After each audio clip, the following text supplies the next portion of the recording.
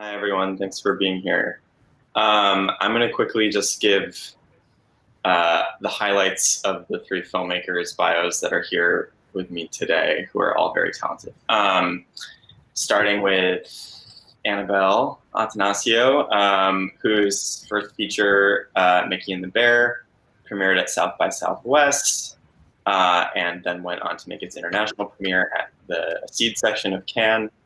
And then also played at Deauville and Marrakech and Camera Image, and was acquired and distributed by Utopia for distribution last year, and currently holds an 100% rating on Rotten Tomatoes.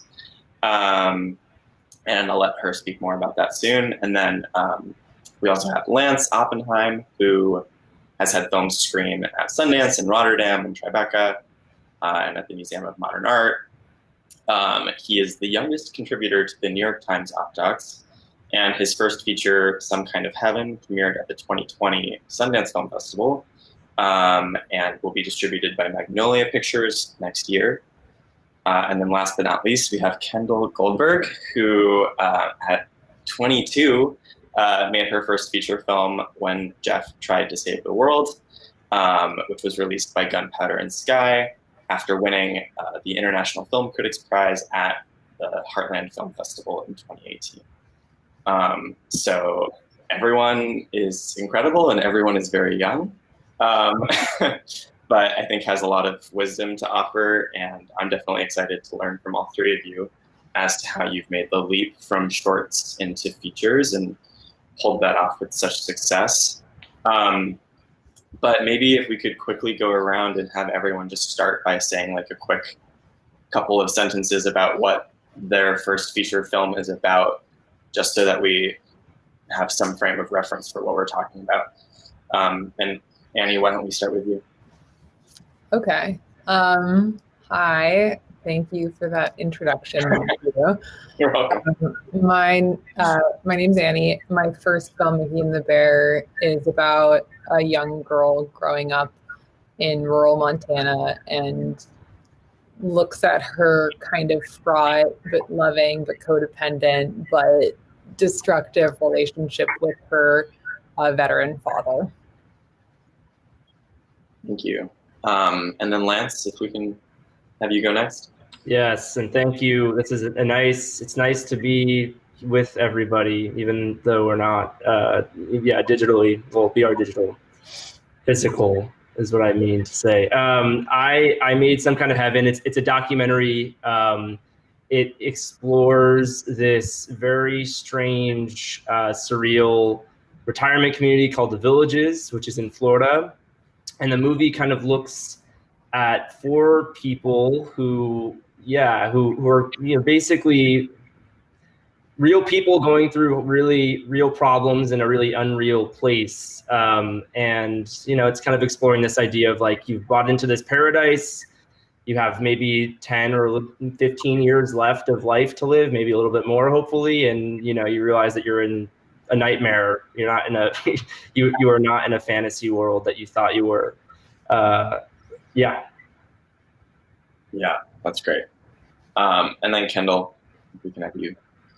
Those both sound awesome, guys. I really love those movies. My film called When Jeff Tried to Save the World is about the manager of a bowling alley who tries to save it from going out of business, kind of has the rug pulled out from under him when he has the perfect sense of control in his life, and then figures out that his home, his job at this bowling alley is going to be destroyed. So he has to try and save it.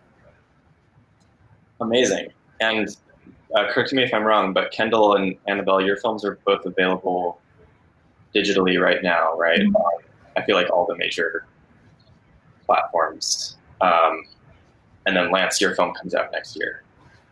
Yes, January 2021. It will be in theaters, if those are still existing, hopefully by then. And it will be it'll be on Apple Watches if you want to watch it there too. It'll be on all the platforms.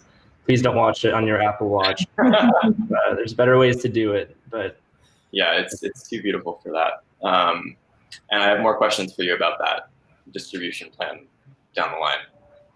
But first, I'm just going to start off by asking each of you like one kind of more targeted question, because I think each of your films is so different, and there's, I feel like, unique insights that each of you have into, you know, how to make a first feature. And so, Annie, I was going to ask you maybe just quickly to start off by talking about your process for writing Mickey and the Bear, and how that idea evolved over time. I mean, I feel like the writing of it happened over several years, and I'm curious, like, what some of the ways were that you developed that script into the draft that you ended up shooting, and how you knew when it was ready to shoot. Well, I think because we're on this panel, this lovely panel together, I have to just start off by saying community and like getting your fellow film lovers and film friends involved in your work was like, or in my work, was the thing that really helped it go from like first draft to production draft. And that included Matthew, that included so many friends that just lent their time, their notes, read versions of the script. That helped tremendously. And I think it's such an important thing to remember. I often can get so like kind of self-conscious about new work and afraid to share it. But I think, yeah, like kind of having that communal look at writing, particularly on a first film, is something that's so important. And yeah, I mean, my film took a fair amount of kind of time, partly because it was about very personal things, and partly because I wanted to pay as much respect to a community that I was learning kind of organically on the fly, that I could. So I can go into that more later, but I would say that's. Yeah, no, that's perfect. I was curious, just like as a follow-up question to that, like, what were some of the ways that you, maybe if you can talk about some of the ways that you developed the script. Like, I know that you did like some table reads with like actors and like did some screenwriting labs. I think it's helpful for people to hear what some of the like steps you took were that like helped you like kind of test out various versions of it as you moved towards making the first version or making the final version.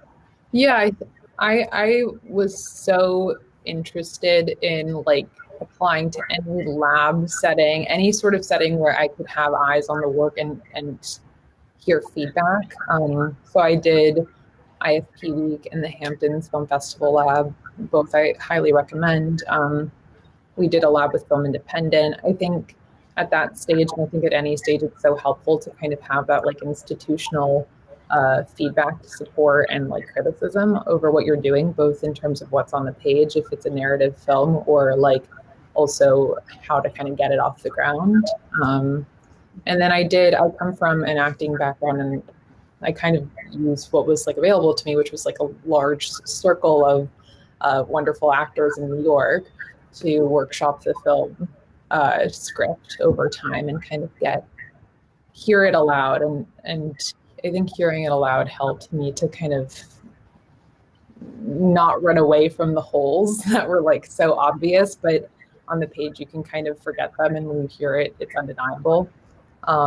So yeah, those were two elements of that process. Yeah, that's so helpful. Amazing.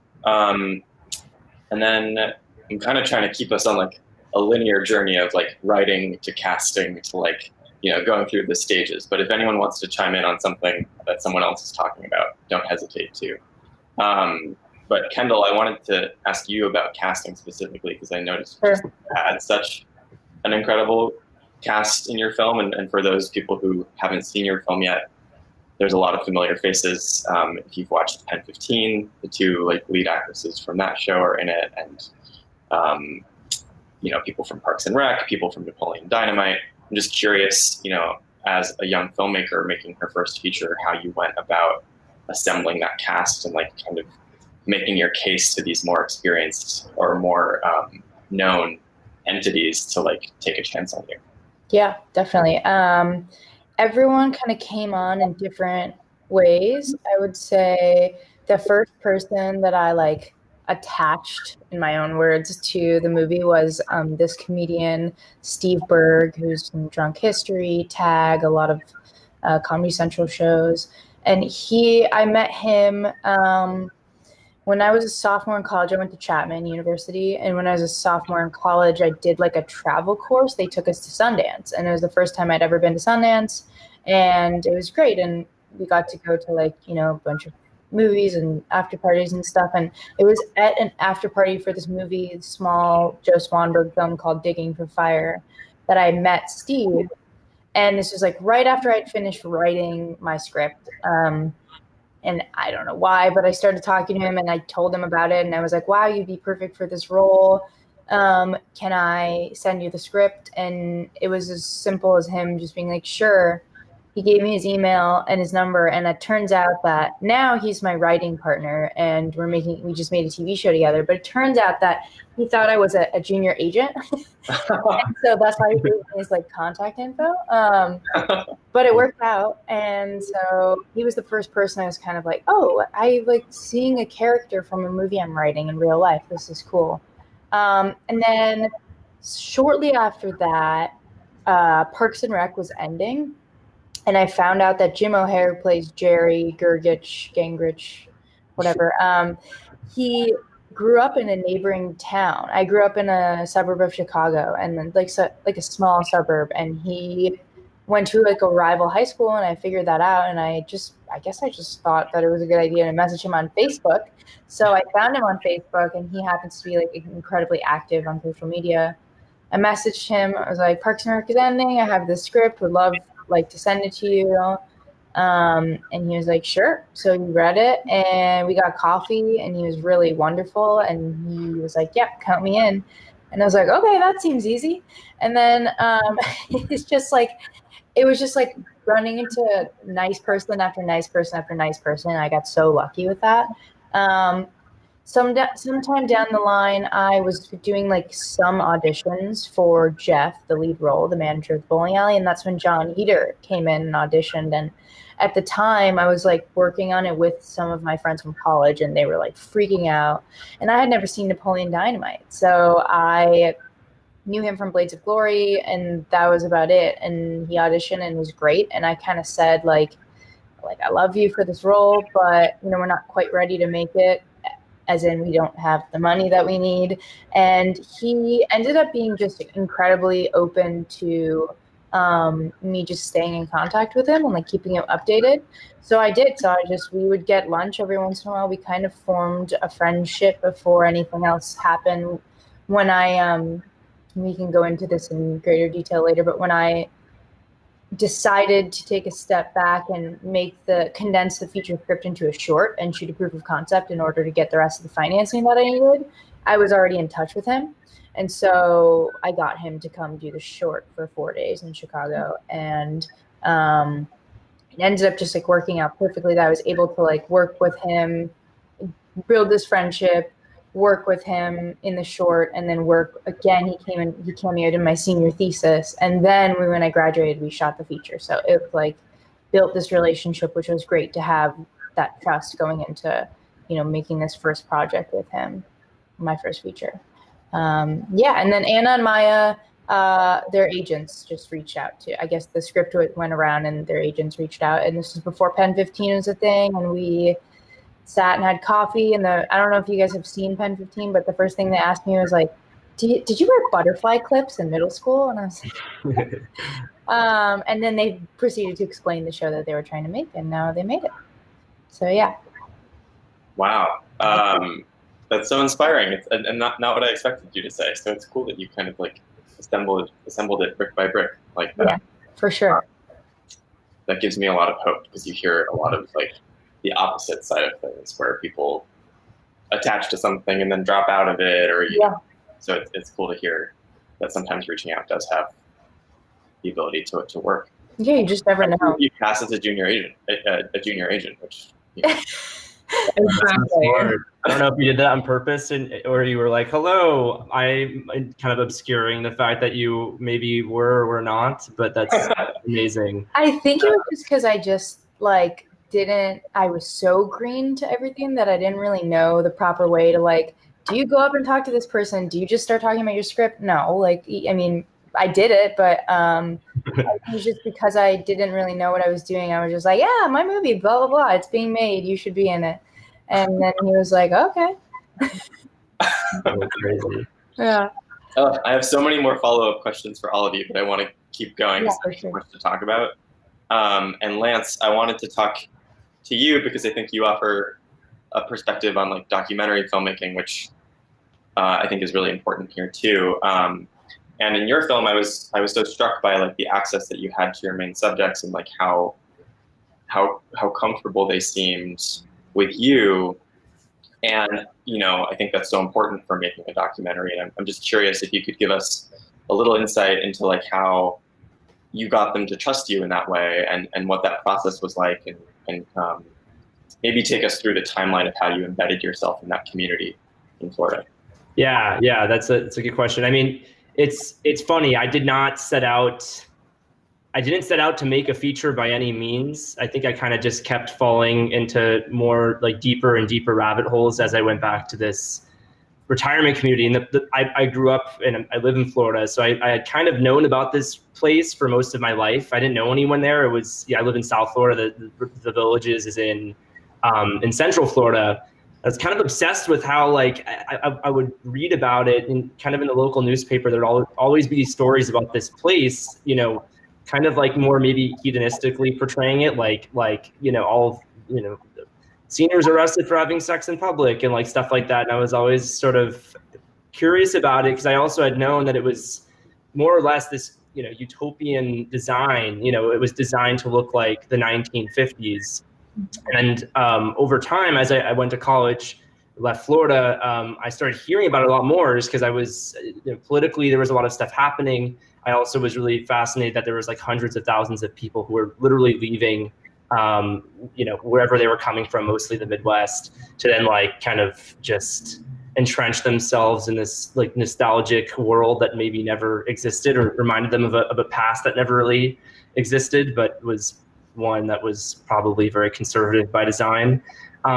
So I kind of just went. I knew nobody there. I initially, like my casting process, like in the very early days, this was initially my thesis in college. I went on Airbnb and I realized pretty quickly that you could just actually like rent a room in someone's house. So I started looking for like the most interesting or eccentric Airbnb hosts, and I found these two retired rodeo clowns that like literally identified as such like online. So I was like, fuck yeah, that's amazing. I want to go do that. And I rented a room in their house. I lived with them for about maybe 4 weeks and without a camera, kind of just trying to figure out how the ecosystem and how the place was kind of structured socially. And I found out pretty quickly that there was this, you know, basically the way you sort of can, the way the place is designed is that you're supposed to join a club, or you're supposed to, not unlike I guess how college operates, where you find your kind of flock by you know, overlapping interests. And I just started showing up to things without really being invited.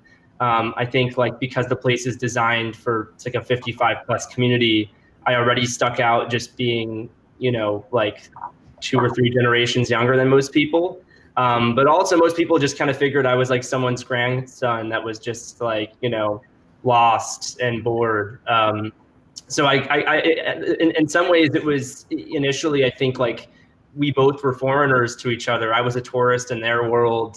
You know, I was pretty open and kind of honest about what I was there to do, which was just to figure out, I wanted to make something there. I didn't know what it was I wanted to make. Initially, I was thinking of making something that maybe like more, I was interested in sort of like how, you know, the place kind of Disney-fies death and, you know, dresses it up in all sorts of ways. And, you know, the way real estate works there and the way all the institutions work there.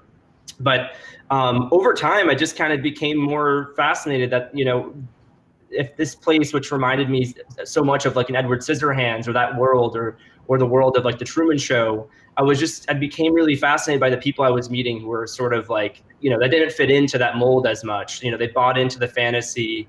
They, you know, it wasn't working out for them for various reasons.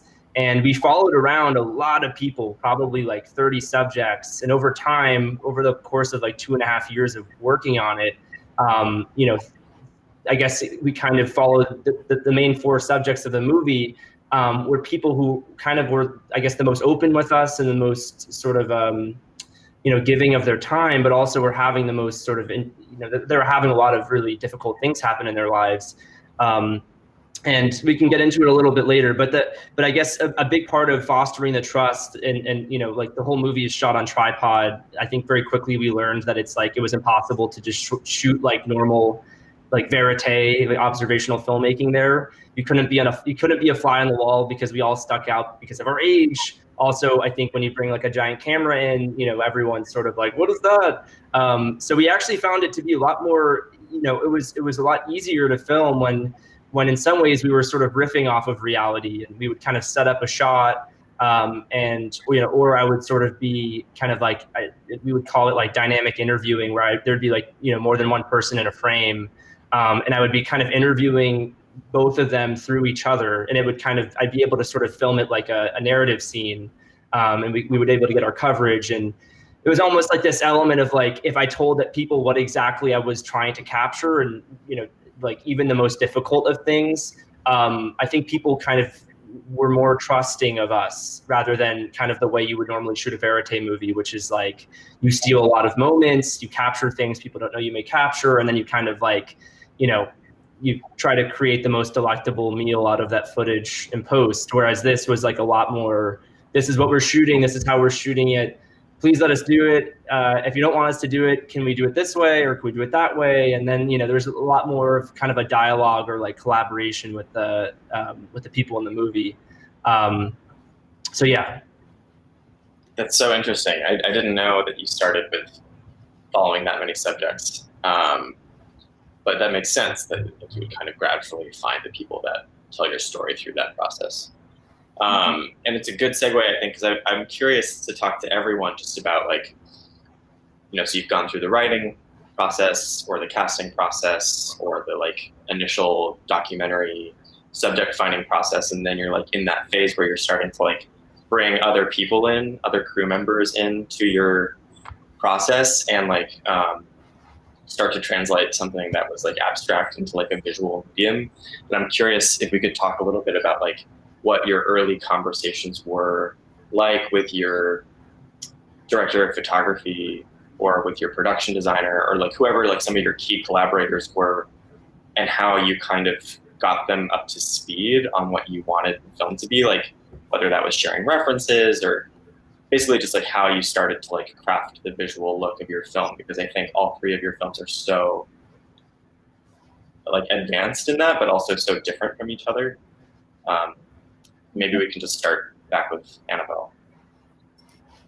I had like such a long list of inspirations and things like that at the point of actually making the film that I remember I have all these William Eggleston photography books and Nan Golden books, and just like, of course, like 2 of the greatest photographers ever. But I remember I shipped them all to I moved out to Montana like a few months before we started shooting.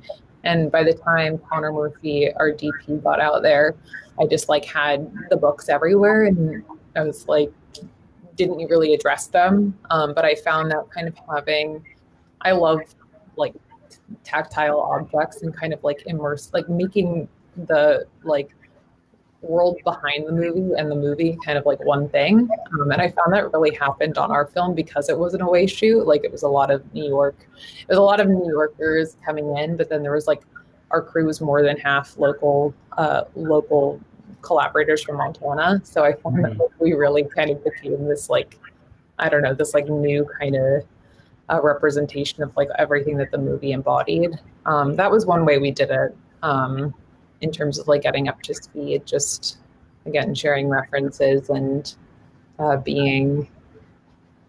thought a lot about this recently, because I think so much of this process for me was like knowing the film like you dream to make and like the most aspirational version, but then like also knowing the version that like you can make and the things you won't sacrifice on within that, of like, if I must lose, if I have to lose like 4 out of 5 things, I know what thing I can't lose in that group.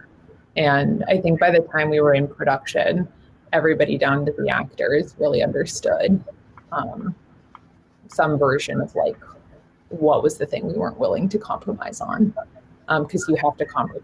You really, I mean, I think you do have to compromise so much, and it's not a bad thing. Compromise doesn't kind of sometimes can lead you to like the version you didn't know you were capable of, or the version that you didn't know was possible. I'd say. I love that. Yeah. True. Lance or Kendall, do you want to hop in on that? Like, how did you start working with your DP or with your crew and kind of like expand the operation from like being in your brain to being like a full-on production? Yeah, I thought that I would take a lot shorter to make the feature than it actually did. I started writing it my freshman year of college, thought that we would shoot it like the next summer, and it proved to be like a much more difficult task to get the financing and the cast, obviously.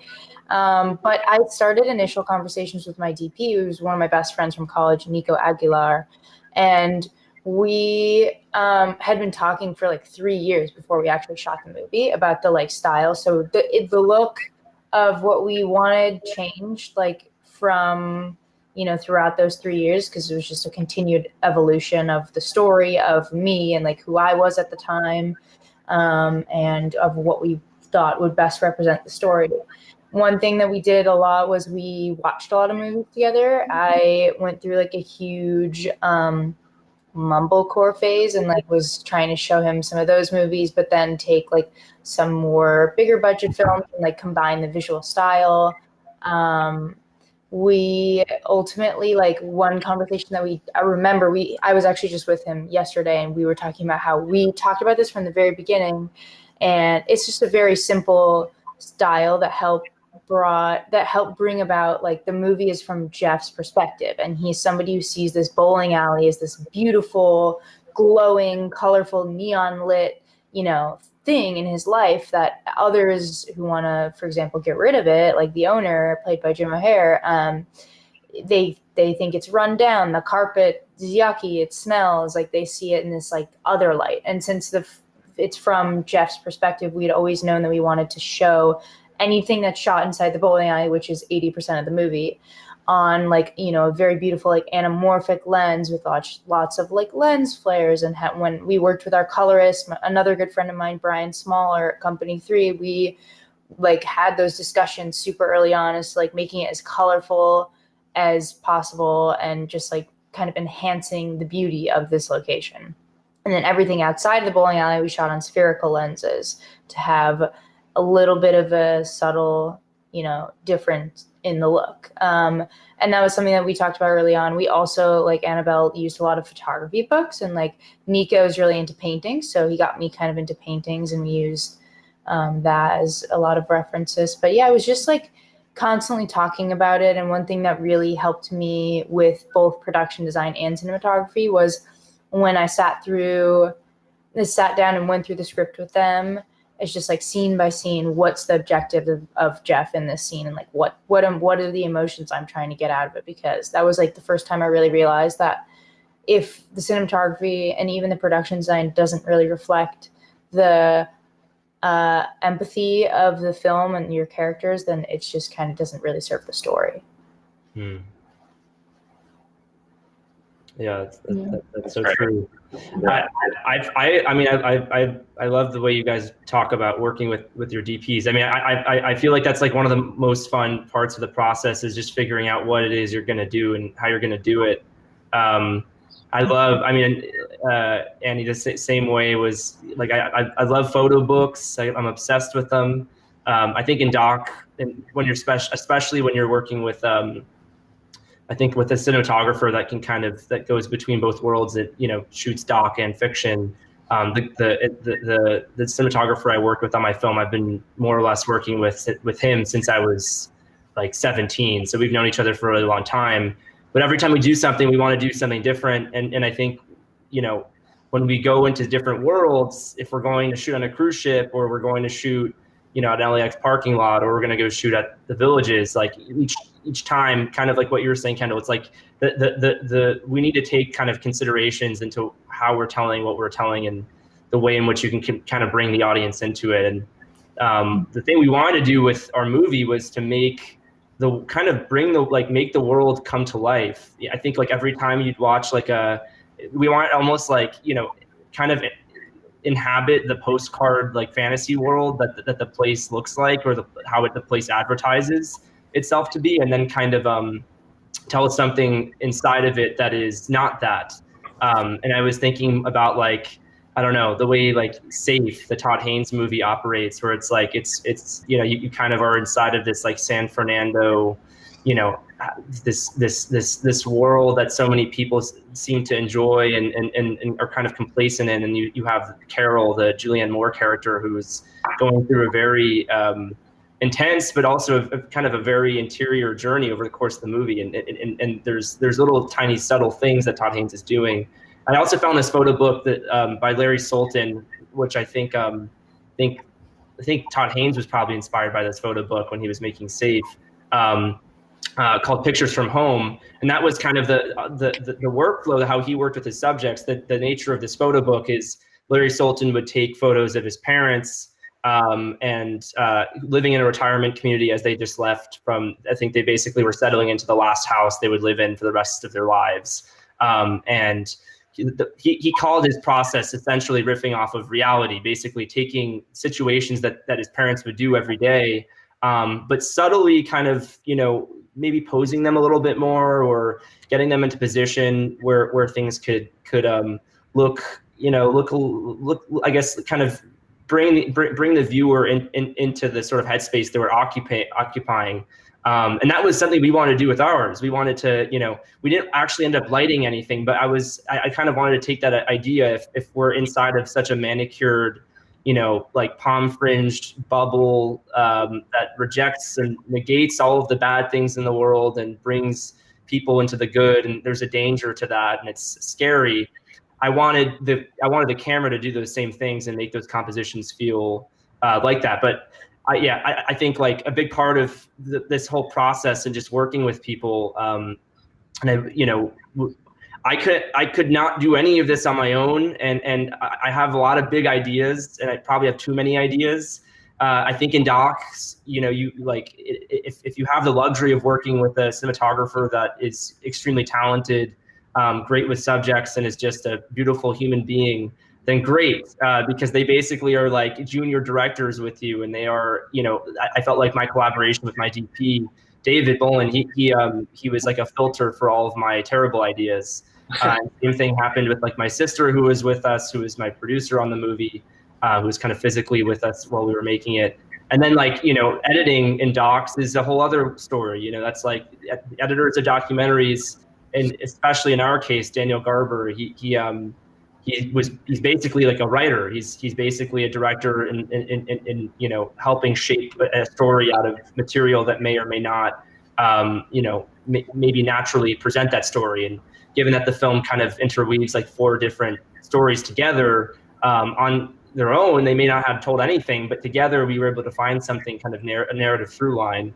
And that was really, you know, I kind of credit Daniel as a co-author of the movie, but yeah, I think it's important that you find your flock of people, and kind of all are joined on the same. I think like references is everyone is saying is you know, it's so fun, and it's also so important. The screening process of looking at other movies, you know, musically, what do you want to do? I think like there's a lot of things. And I think, Annie, the thing I love that you said too was like, you know, compromises aren't necessarily bad things. In fact, a lot of times they actually force you to think maybe having limitations is a good thing. And I think that was like, there are many parts of making our movie. I had no idea, even after we got financing, I kind of bamboozled all these people into thinking I had a very clear idea of what the movie was that I was going to make. I had no clue at all. I was terrified.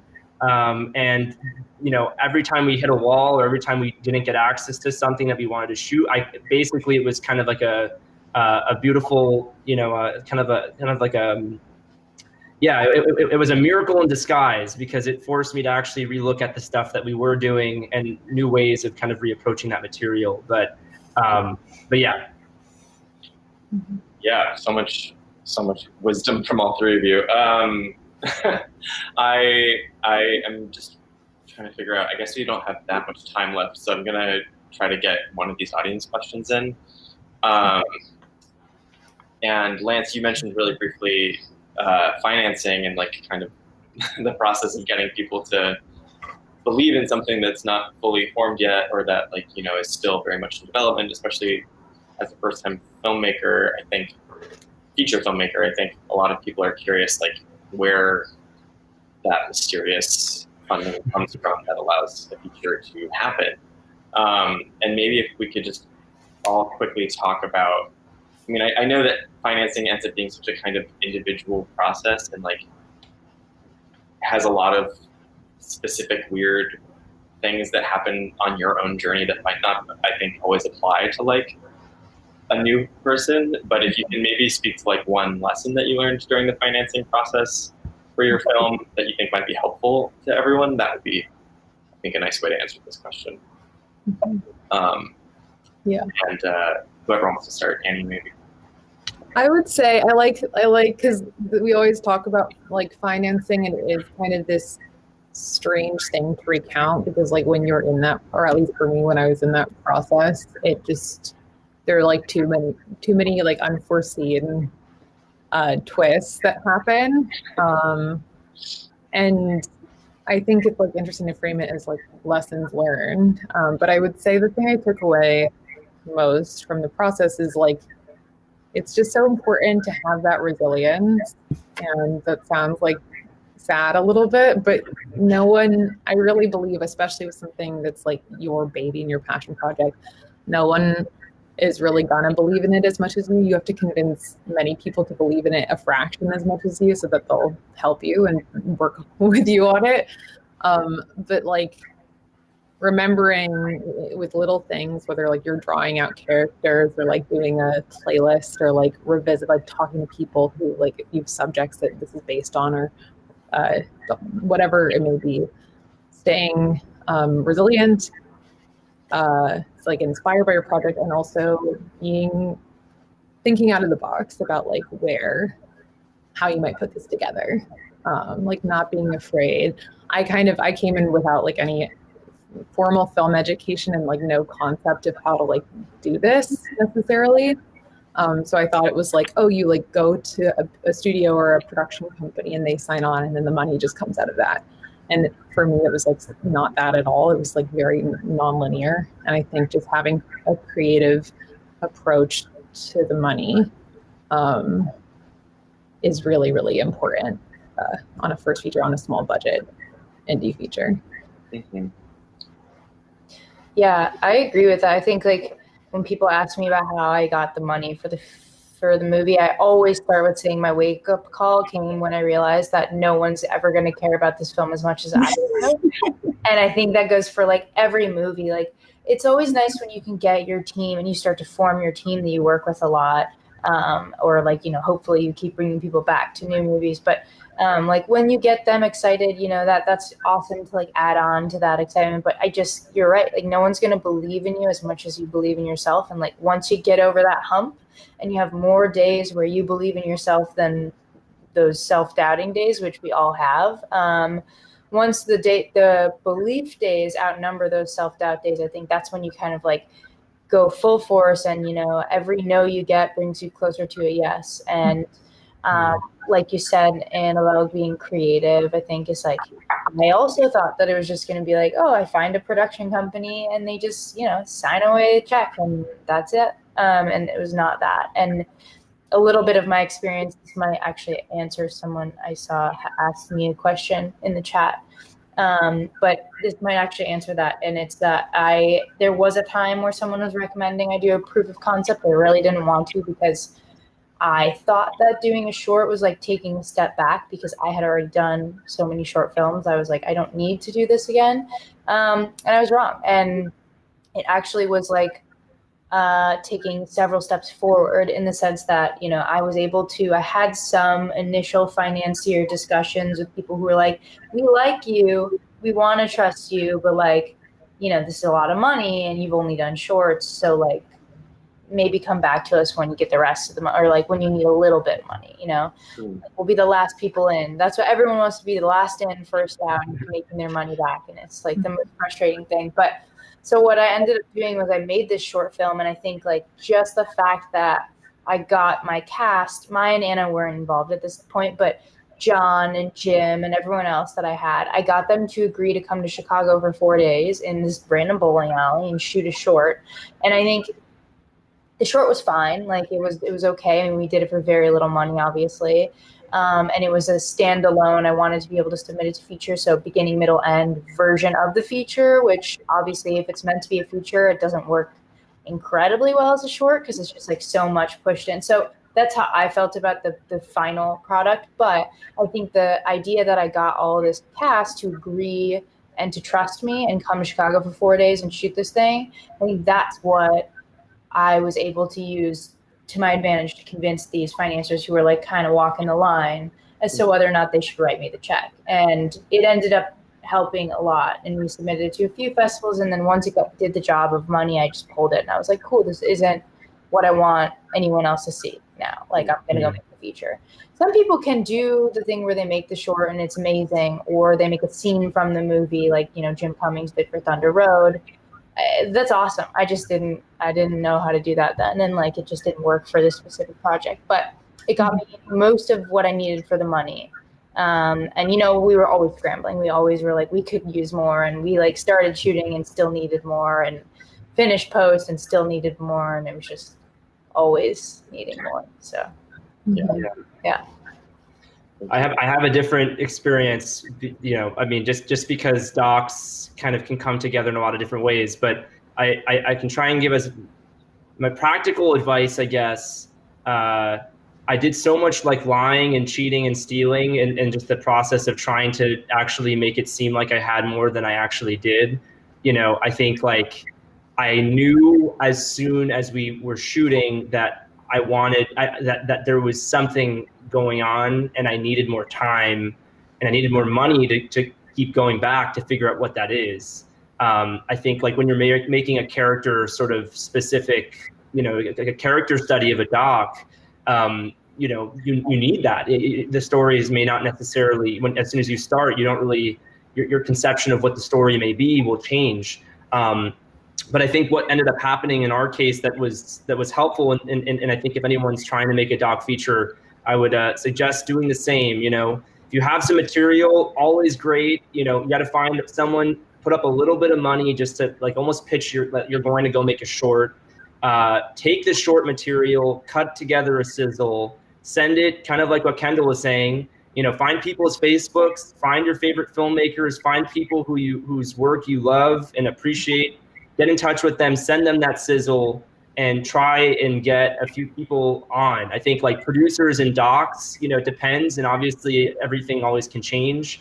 But I do think it's sort of, you know, because you're not so, you know, because the financing isn't like contingent on a cast member or something like that, it's really just a story. You want to make something that can almost play like a Rorschach test, that everyone sort of sees something different in what you're making. And in our case, it was kind of a funny process where like most of the places we were trying to get funding from, which were, I guess, more of like the tried and true kind of the documentary orthodoxy places in New York, I think could kind of see through, you know, we're able to call bullshit on what we were doing, because I think they were like, you're still at the inductive phase. You're not really, you don't have your story yet. You're not deducting. You're not, you know, it's not there. But interestingly, I feel like because Hollywood right now, and because other places that aren't really necessarily New York are kind of, you know, people want to be in the business of making documentaries. They're cheaper to make. Sometimes they can be more profitable than, in some cases, a fiction, like an independent fiction film could be. I feel like that's kind of a myth, but, you know, let's just roll with it. That's what some people think. In our case, it was kind of like, you know, we were working with a financier who hadn't really dabbled in documentaries before. They'd been coming from fiction, and they did see something in the material. They saw something that was promising. I think they saw something that ultimately the movie wasn't. And obviously, then there's sort of the kind of collaboration that you find with the financier or anybody to try and kind of get to the place you both want to get to. But in our case, it was just consistently telling people, that we had something that kind of was giving the most attractive idea of what the story could be. And then it was kind of like you fire the bow and arrow and you're like constantly trying to chase it and, like move it to hit the right target at the end. But yeah, I think, people like the speculative sort of aspects of, in financing a doc, people like seeing something that gets them excited and material that gets them excited. And then I think they like also not having, in some cases, they don't want like a fully figured out thing. There's something that's kind of more speculative about it that is more exciting for them to think about how a movie can kind of come together. But yeah. That's great. Super helpful. I feel like between the three of you, we got like a nice spectrum of how that can start. Yeah. I'll just echo very quickly what Kendall and Lance said about like, having those like speculative materials as you're saying, like you're sure like all of these things is so, there's no such thing as too much, because like to get somebody to agree, especially with short attention spans and nobody has time anymore to like engage in a 5-minute sizzle of like what your film is or a lookbook or something that's like dazzling and just like, oh, I like just so much work went into this and I have to engage in it. Like make it as hard for somebody to ignore you as possible. By like using your creativity and using like the way to like, whether like through visuals, wow people who might not like give you the time of day otherwise. And that's even like after you have made the first feature. And be persistent too. I really think there is something to it of just like, if you find, like once you have those materials, obviously there's a fine line between being too much and cold, your cold emails can kind of become grating or annoying. But also don't have any shame. Like go big and send it to everybody that that you like. If you're at a film school, if you go to somewhere where there are filmmakers whose work you love and they were in the same program, maybe they're like 20 years removed and have made a few movies now. The least they could do is just like the worst that could happen is they ignore what you sent them. And the best thing that could happen, they could come onto your movie. They could give you advice about how to get it made. I mean, it's always good to just kind of like have something to show someone that is more concrete of what your plans are to do with it. But yeah. That's great. I think we only have time for one more kind of question. So I kind of want to leave it open to all of you to like maybe say something that you want to say. But I know some people are asking like, when did you know that you were ready to make your first feature? If maybe one of you wants to tackle that one. And then I think also it's just interesting, like now being able to reflect back on that experience of making the first feature, like what is one thing that you wish you had known or one thing that you wish you had done differently? I'm always super curious about that because I think, insight is really important and helpful to people who are about to do that. So take whatever question you want, but this is going to be our last one.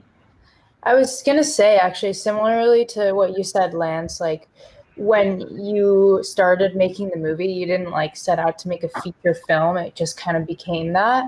And I think like, at least for your first feature, that's sort of a nice mentality to have, is like, I wouldn't just go and make a feature to make a feature, like, I don't think I ever was sitting down thinking like, I've made enough shorts, like I should make something longer now, for more money and like more risk.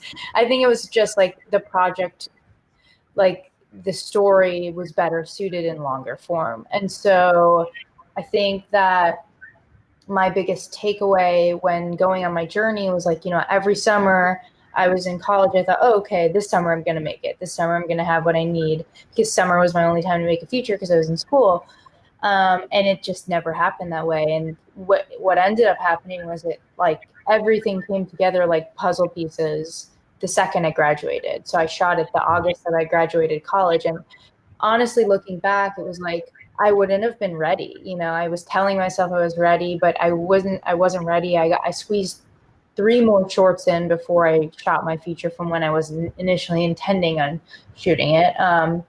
And just being free from college and like taking that next step and having that project bridge the gap between like, you know, college and the professional world. It was the perfect timing. So my biggest takeaway from making that movie is just like, I wish I had thought about it more like I do now, which is that everything happens for a reason. And I think that, you know, like if you get a no from that financier, it's because like they were going to be a nightmare to work with, and you didn't want them on your film anyway, you know. And I always just thought of like my movie is like this moving train, and the way I'd pitch it to people is like, it's a train and it's going fast and it's super fun, and if you want to jump on, like it's leaving the station now, but if you're not ready, please just stay back because we're leaving. And that was just sort of like the mentality I think I will continue to have going into this next movie that I'm doing. But just like to remind myself that, you know, every no, it's happening for a reason. Like they're not meant to be involved. Like there's somebody initially I was going to cast as the lead, and now I'm like, that would have been a totally different movie. And I was so glad to have done it with someone like John, who was completely open to coming to 7 film festivals with me for fun, you know, and like not getting paid to do that. So it all works out, I think, in the long run. You just have to trust the process. Yeah, totally. Perfect. Annabelle, do you want to offer some closing remarks? Totally trusting in the process. That's something that I always come back to. It's really hard to like not let the rejection affect you. Yeah. Or the setbacks, and remind yourself that they're actually like learning lessons. You're like dodging possibly somebody that might not have been as invested as you wanted them to be. I would say it's just so important to let yourself really like dream big about what you want your film to be, and even if it's a small story. Small stories are really like big stories actually. And I think like, I don't know, I think in ways there was so much I felt so much at stake in terms of like proving that I could do the job, because I didn't feel ready. Like I was very, you know, there's been so many years leading up to it, but I wasn't like, this is my moment. And I felt as though every day I needed to like prove that I could like do things on time and on budget. And like, I felt kind of that self-criticism of like making sure that I could be what a good director, responsible director would be. But I wish that I had like enjoyed some more of the process, like let myself relish the feeling of doing something that I had wanted to do for so long, and relish in kind of like that imaginative state that can come when you're making a movie of like, I have this crazy idea and it might not work in the schedule, but I kind of want to do it. Like I highly encourage having a balance of those two while you're doing it. And what else? Just don't give up. If you know, I think if your film is about something to you, where you have something at stake, or there's something you need to work out or you need to communicate to the world that keeps you up at night, so to speak, that's what kind of, to me, gets a film off the ground, is that like inescapable need to make it, to communicate it, to like share it with the world. And that might sound like super grand, but I do think it's such a crucial thing at this phase of filmmaking. Awesome. And Lance, bring us home. Oh man, I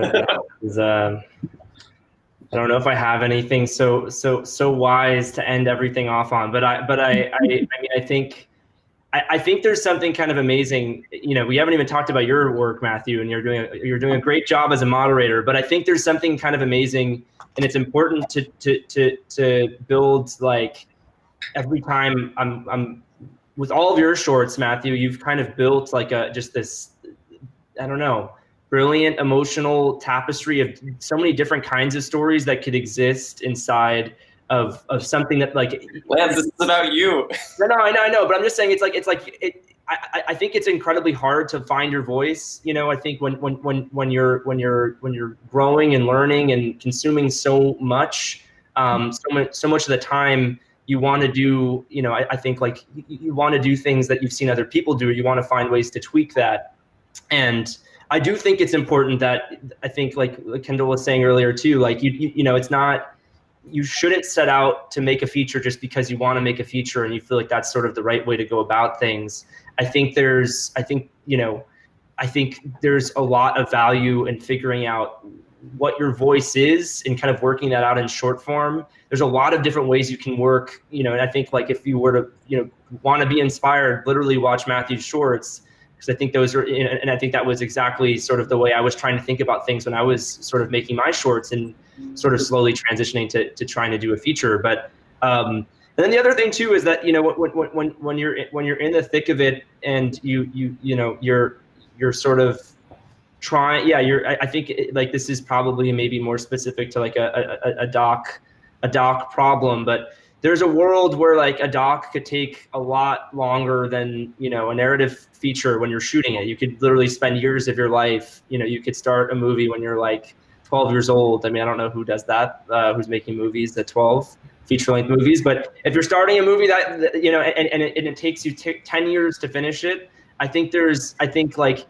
ultimately the thing that kind of actually ends up paying off the most is, I guess a variation of what Annie's saying, it's like you can't give up, but you also need to find, there's another skill that you kind of start to need to hone in on, which is, literally just trying to figure out how to hustle, how to like actually get the thing happen, make the thing happen. No one else is gonna, even if you get your agents or your managers or you get signed or this happens or that happens, no one's going to make your movie for you except for yourself. And you can't sort of rely on any sort of net or structure, but your own, but yourself and the people who you're sort of intimately crafting the movie with to get that to happen.